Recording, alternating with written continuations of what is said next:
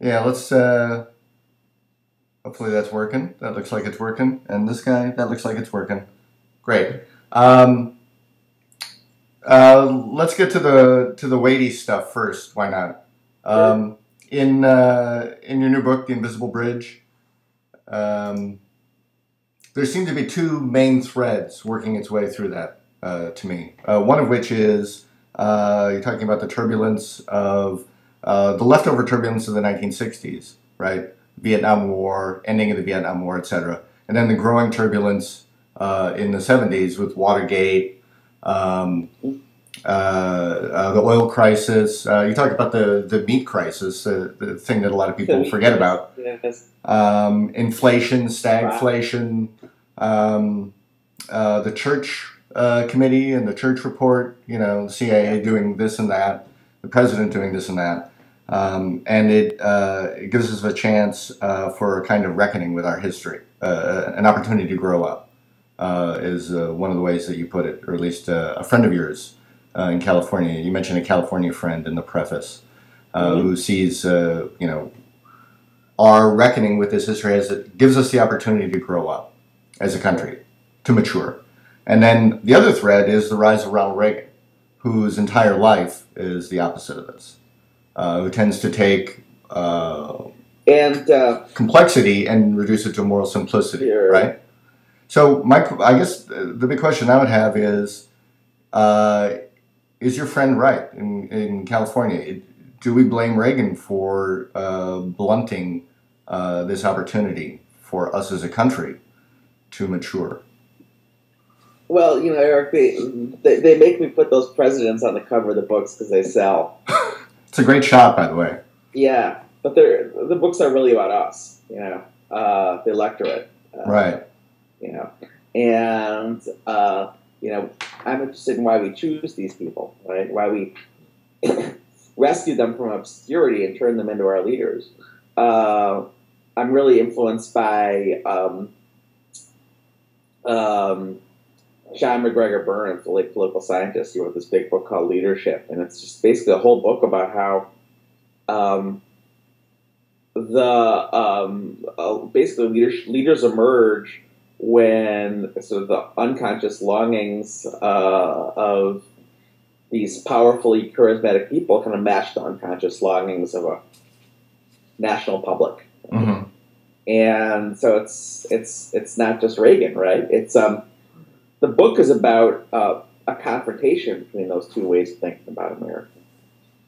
And the fact of the matter is, all throughout, there's this debate going on between the people who are saying, look, all this stuff shows that we need to change course and think about America's role in the world in a different way. And people say America is the best country in the world and always has been and always will be. Right. So, even if Reagan hadn't ever been born, we still would have had, for example, Gerald Ford, a few months after the fall of Saigon, kind of drumming up this kind of remember the main kind of fake patriotic event of the Mayaguez, right? Right. Where he sends out a military mission to supposedly rescue these merchant seamen who didn't need rescuing, and sends in the B-52s and a Normandy-style invasion of some North Vietnamese island beach that ends up killing more American servicemen than the supposed merchant seamen they rescued, right? And then suddenly finds himself hailed as the new Caesar, and New strong leader. magazine covers saying America's got its mojo back, right? So it's not just Reagan, it's us. Right. So, and I mean, one of the reasons why this book in particular, although I love your other books too, particularly Before the Storm, I mean, going back into the history of conservatism and the radical right in the 40s and 50s and early 60s was just fascinating. But Mm-hmm. this one really resonated for me, possibly because I was coming of age at that time, so I remember a lot of the incidents. But also because I write about movies, and what you're talking about here is really reflected in the popular box office. There was Right. a time when, in the mid 70s, when well, there was a period from about 67 to 76, 77, when the most popular movies were actually fairly complex movies. Godfather was the number one movie of 1972. One Flew the Cuckoo's Nest was the number two movie of 1975, only Yeah, behind and Nick Jaws. was completely freaked out that you know what's the Marlon Brando movie about the butter? Last Tango in Paris. Yes, that was on the cover of Time and Newsweek. Right. That agitated him to no end in the Oval Office tapes. Although some people, people on the right could accuse that of being, this intellectual elitism of Time and Newsweek at the time, Right, because I had no idea how popular that movie was. Seeing these movies, right? Yeah, but Cuckoo's Nest was actually in if you adjust for inflation, it made $450 million. Wow. And I wish I had known that a few years ago. and when you think about it today, it's about a bunch of guys in a mental institution who rebel against authority figure, exactly. And if it were made today, it would get a limited release in New York and L.A. and then maybe a slightly wider release, and might make 50 million or 100 million, but that's about it. Jaws, and then comes Star Wars. Well, and Rocky is the invisible bridge between those two. Right. With for a while we didn't need the Hollywood ending in movies, right? Yeah. And then we went back to it about the time. It really writing was. about. Rocky was kind of the bridge, right? It's like it was all the sentiment that the public could kind of credibly stomach. You couldn't win at the end. That was just too much. Right. Some people even back then, I think, compared it to Frank Capra. It was it was that he didn't have to win; he just had to go the distance, right? And they saw it as a Frank Capra ending. But if you look at it, the first half almost looks like a 1970s movie. Yeah. Very gritty, realistic, guy down and out with mob connections. And then it just turns into the feel-good story that we all know. Supposed to get the one-way ticket to Palookaville, right? Exactly. Yeah, it was very on the waterfront. Do you know? Do you know Jefferson Cowie's book "Staying Alive"? No. Oh. So you'll enjoy that a great deal. Okay, is it about Hollywood in the 70s? He's a labor historian. It's a history of kind of the working class in the 70s, but brilliant stuff on Rocky, which was based on a real guy. Right. About that. Yeah, I think he even... Westner. Right. I didn't write about it, but I will in the next book. Okay. And basically it was like the racial politics are really fascinating because it was basically Don King saying, like, he was managing some, let's give them a chance. Right. And so he, basically like rescues his club fighter from Philadelphia, Chuck Webner, from obscurity, sets him up as a sparring partner for Ali, and, again, he goes the distance. And actually, Sylvester Stallone watched the Wepner fight on closed-circuit TV, and amphetamine-fueled binge, wrote the screenplay in, 6 straight hours. Yeah, I remember reading about that. I think I had... The funny thing is, the New Yorker got it wrong, because, there's a Rocky propping musical, so maybe we're back to the 70s.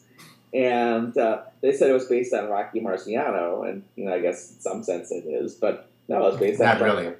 And the racial politics of the 70s, in which suddenly white, sort of white guys were seeing themselves as objects of pity, Right, and so Stallone became the Great White Hope. Eddie Murphy does a lot of good stuff on that in his comedy routines in the 80s. Oh, I don't remember. Do you remember the jokes? Well, I'm not going to do them. Eddie Murphy has jokes on that too, right? People doing his jokes badly after the concert. What's the shtick? What's the Eddie Murphy shtick about? I think it's about the Italian guy at the movie theater who has too much Rocky in his head, right? He thinks he's he thinks he's carrying that wish fulfillment fantasy out into the lobby. Well, I haven't done the research yet, actually, but for my next book, I think Rocky came out kind of the second half of '76, so I'll Yeah. probably figure out a way to work it in. But I believe, if I recall correctly, reading somewhere that kind of white guys hopped up on Rocky were just kind of committing hate crimes. Interesting. And in the same way, I have a very funny mind. I remember things that I read about the 70s and 60s when I was 16 years old. I remember sitting in the basement of the Renaissance bookstore in Milwaukee when I was 16 and reading Time magazine and learning that when Roots came out, white kids were beating up black kids because they saw us degraded slaves, and black kids were beating up white kids because they saw them as, sadistic masters. I'm fascinated by these kinds of divisions. I seem to recall stories at the time. So in '77 when Roots came out, and I remember watching it. Yeah. Every night for a week, Yeah. like the first big miniseries. So I was 14. I remember reading reports of the opposite of black kids beating up white kids, chanting "Roots, Roots, Roots." Well, black kids beating up white kids and white kids beating up black kids. Oh, okay.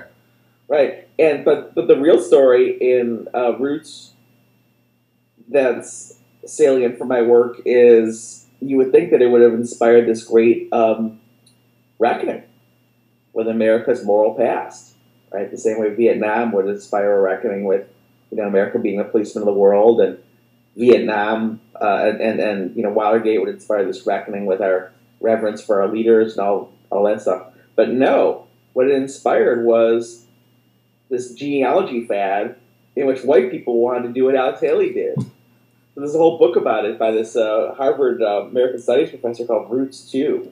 Like, we have roots too. And genealogy fad, which was in a way very reactionary, in which people tried to kind of locate their own sort of oppressed past, so they could kind of claim their moral status as victims too. So that's a very Reaganite movement. Right. So, why did it? I suppose in some ways the question isn't why did we in the mid '70s return to the wish fulfillment fantasy, right? The Hollywood ending, the moral clarity. How did we get interested in the moral complexity in the first place? I mean, particularly if you look at the history of Hollywood, it's almost always about the black hats and the white hats, right? That's what Hollywood is. So it's about the Hollywood ending. It kind of goes unexamined in the book, but I think that it was just things that come to such a pass. America had been laid so low and humiliated, in such a palpable and obvious and unavoidable way, right? That people had to start thinking about this stuff. And I think that this was a product of the 60s generation, right? And I think maybe a lot of it had to do with, when I talk about the 60s generally, and this gets into a paradox, I talk a lot about the phenomenon of post-scarcity, the most prosperous society in history. That I like to say you could kind of, burn down a building one day and, kind of show up in a suit for a job at, IBM the next, right? Because there's just so much work, and so much prosperity. Right. And everyone thought all the problems of society were, there's going to be too much leisure and, there's those qualitative lifestyle issues. And so, I think people had the kind of confidence to begin to think about these difficult questions. But the paradox is, by the 70s, even that prosperity dribbles away, and you just begin to see this very dark reckoning, with broken institutions. But what are we supposed to do? It's like, here's this very American pastime of driving your giant car as far as it'll go, and suddenly, the price of fuel quadruples because of the inscrutable actions of these oil sheiks, 10,000 miles away. People didn't even know that oil, they didn't even think of petroleum as a commodity. Right. Nixon and Kissinger, said, you might as well, shut up, you might as well be talking about bottles of Coca-Cola, they never thought seriously about uh, carbon, as a strategic commodity that they needed to think about that in that way. It was just there, like the air and the water. And then it was the opposite. I don't even have the air and the water. And then it almost felt like in the 70s, it almost felt like we're going to lose this very quickly. I mean, if you told me in 2014, gas would still be relatively cheap. If you told me that in the mid 70s, I wouldn't have believed you. I thought we would have been you used it up already. Right, and a lot of this actually, and a lot of I think a lot of the success of Reaganism drafted on maybe the exaggeration of the apocalyptic fears, right? I mean, we all were going to be, eating leaves and grass and nuts and berries. I mean, some of the stuff I document in the book, just absolute terror of civilizational collapse, that kind of compounded itself. And, one of the, inanities of George Will as a climate change denier is he's able to go up on TV every week, on ABC and say, well, in the 70s, they were worried about global cooling. Well, in the 70s, they were worried about anything. You could write a book about any kind of apocalyptic fear and get a reasonable audience. So one of the things I wonder about as I'm reading your books is what's your methodology? You just mentioned that, when you do the research for example, Rocky, in the new book, if you're going to include that story in there. How do you go about it? Do you just focus on a particular subject like Patty Hearst and read as much as you can about that, or how do you go about it? Well, I think, in general, it's divided into two things. One is, yes, I know the big kind of signposts and themes and research them in kind of very specific ways, like, Patty Hearst.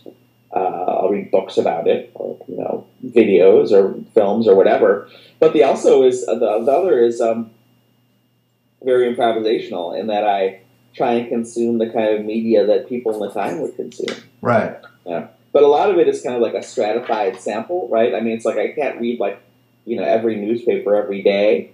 But just for example, doing my research now. I'll do a search on a newspaper database for every time Ronald Reagan was mentioned in an article in 1977 and 1976, for the second half of 1976. And when you do that, you get a pretty good sample of all sorts of political articles, right? And when you read that helps fill in, kind of what the narrative is. And, of course, you have to learn things that are completely unexpected. For example, in the case of what I'm discovering about Ronald Reagan in 1976 and 1977, of course, that's the issue of age, right? Is he going to run for president or is he too old? But as he's obviously kind of making a bid for leadership of the Republican Party, the first thing he has to do is deny that it's his fault that Ford lost, because it turns out that he basically boycotted campaigning for the Republican ticket in 1976. Yeah, and it's very interesting. And what he would do whenever he gave a speech, he would almost never mention Ford, but he would mention the great Republican platform. And of course, the Republican platform was one that his followers had, forced on the party. Right. And so there's all sorts of fascinating politics around that. And suddenly, a storyline fills itself out. The first thing Reagan has to do is kind of reestablish his credibility as a good Republican. I didn't know that was going to be something that I found, but that, takes me in a direction. Suddenly, I have the beginnings of an outline. And history is about chronology. One thing follows another, and there's cause and effect. And tracing out those lines of causality, that's how the content fills out the form, and the form is dictated by the content. One of the things you just mentioned was, you consumed the media that we consumed at that time, right? So you look at the CBS news reports of Vietnam veterans returning, or Right. some such. Can you do that today, or are we too fragmented? As a society. Back then, we had sort of national meeting places. Right. We all went and visited with Walter Cronkite or Right. whatever. We only had so many options, network news, Well, etc. Can you do that today, or are we too I fragmented? would say two things about that. First of all, there's the fact that the guy wrote this, some guy wrote a really effective history of Twitter, and he was able to paradoxically, ironically enough, use the principal's tweets as this amazing historical archive. Use the what? Use the participants' tweets in the story as this amazing historical archive of exactly what they were thinking and doing at the time. So he wrote a history of Twitter using... Right. What's a participant's tweets? What's that? Tweets? Oh, tweets. I apologize. I misheard. I heard sweets, and I was like, what? So I mean, we're all our own archivists. So right. That will make future historians' jobs easier. But on the other hand, or harder. Would it be harder, or is there more? Would it be tough? I mean, it's organized pretty nicely, right? It's all automated, right? That's true. We have quote unquote timelines, right? But the other thing about it is, I think the proliferation of media can be very deceiving, right? It's like, are there a million stories out there, or just are there a million versions of the same story? So, I would reframe the question of if people ask, how we can kind of have a common civic life and be talking about the same things when everyone watches their own media, and how can anyone convince anyone of anything? Well, we had a pretty effective top-down propaganda campaign that got us into the war in Iraq, and it didn't seem like any of the the powers that be had any trouble, just instantiating into the mainstream of American thought a very specific narrative that they were able to get across, as if they were doing it with just 3 networks and a few big newspapers. So it's not as if the kind of collective hive mind of America is going in a trillion different directions. There's still some very solid common directions. Right. I mean, there aren't enough geniuses out there to, sort of completely, sort of rethink the world anew on their blogs. I mean, there's still patterns of commonality, right? And organizing forces, organizing forces. That's right. So I'm not as skeptical. I'm not as dubious about that. I think that historians will have the creativity to kind of turn this massive material into a shape, because it does have a shape. Right. American society does have a direction and a valence. We definitely have a shape and a direction, and organizing forces can be done, but so still the some aspect of the fragmentation. Although I suppose we're fragmented, we're all getting our media from different places, but it can be the same media, right? It can be the same story. I mean, the coral reef. I mean, yes, it has a zillion different individual organisms on it, but obviously it's not. They're not all heading in a different direction. They're creating a structure. So I'm curious, how do you keep up with what's going on in the world as you are writing about what's happened in the past? You've been writing about... I'm not really a news junkie, especially these days. Mm-hmm. I don't do a particularly great job of keeping up. I listen to, NPR in the morning, and I have a very few favorite blogs that I follow, and those kind of point me in the directions of articles to read. And I get the New Yorker, and they pile up, in a corner like everyone else. And I get the New Yorker books, and they pile up in a corner. And I listen to people what people are saying. I mean, a writer, Henry James said a writer is someone on whom nothing is lost. So I just try and pay attention. Keep your eyes open. Yeah. And it must be odd in that, I mean, it's certainly odd reading it, how much in this history, which goes back more than 50 years, the arguments and are the same in some ways. How how much things haven't changed. What in writing this series of books, what are there certain moments when you were writing about something that the exact same thing was happening today, or something very similar that kind of blew your mind, or is it just, again, the same old, same old? I'm not sure it blows my mind because 50 years isn't that long. Right. I mean, if you think about the arguments, people were having between, 1870 and 1920, they, were similar arguments about how labor is going to work and how machines are going to affect our lives and, how this new national culture is going to take shape, I mean, we have a very partial, limited view, I remember I was in London and in England, and I was touring around at Salisbury Cathedral, which is one of the oldest cathedrals. And it's, down the street from Stonehenge. And it's old enough that they actually supposedly built it to kind of compete with the vestigial paganism in the neighborhood. And I was like, wow, the stuff I write about, is just so small on the scale of a building like this and a civilization like this. It's like it doesn't even exist. How would you explain, to someone in the 16th century, about Nixonian resentment? It's just not that big a deal in the grand scheme of human history. So I guess it does, kind of shocked me that we're still working out the same issues. Right. As I was reading about in The Invisible Bridge, you talk a little bit about the textbook wars that began to heat up in the mid-'70s, right. Particularly in West Virginia. And I have a piece in these Times this week, which I write about the AP standards.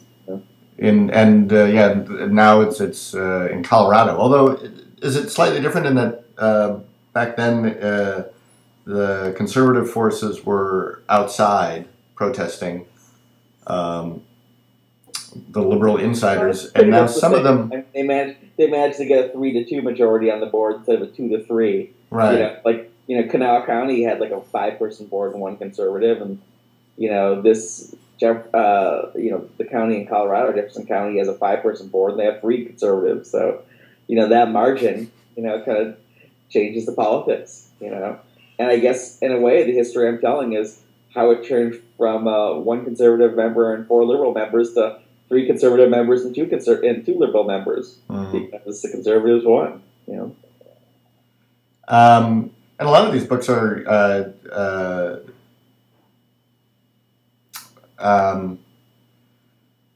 you take the Democrats to task a lot too in this. You get attacked by the right for your portrayal of Ronald Reagan. Right. You even got swift-boated in a certain sense. I guess you could say that, yeah.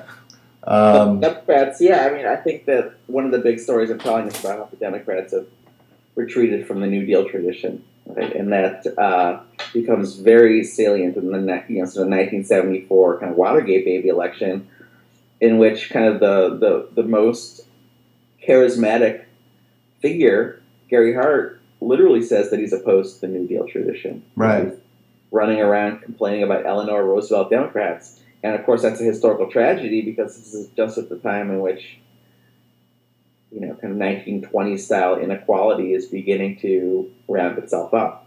And we don't kind of have the wisdom because we're not too close to it to see it, And the one politician who seems to be talking about this and thinking about this, Hubert Humphrey, is seen as an embarrassment because he supported the Vietnam War and he's hangs out around with all these unfashionable kind of blue-collar hard hat types. Right. But what I'm doing is really kind of tracing the beginnings of, that kind of DLC Andrew Cuomo Democrat. And, not a lot of people remember that in 1978, everyone remembers that in, 1995, Bill Clinton gave us the age of big government is over, State of the Union address, and people were talking about like he was inventing something new, but Carter's State of the Union address in 1978 was almost identical. And, the fact that Democrats are never going to get credit for moderating, they'll always be the extremist liberal party, is an important political lesson for us in the present.